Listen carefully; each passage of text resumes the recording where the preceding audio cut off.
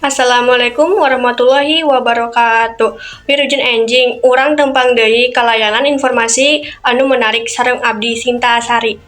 Warta poe ieu ngeunaan parampog di wewengkon Cirebon, Jawa Barat dinten 28 September 2024 tina rekaman CCTV ti warga tisaprak 30 September 2024 eta palangku ditangkap.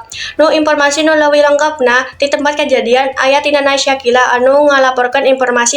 Abdi keur di tempat kejadian melaporkan kejadian tadi urang dinten 30 September 2024 aya kejadian perampokan di Desa Durajaya.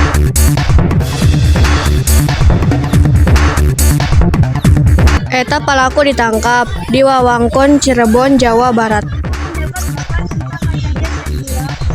Urang di pihak polisian nangkep hiji pelaku sareng nemukeun hiji barang bukti.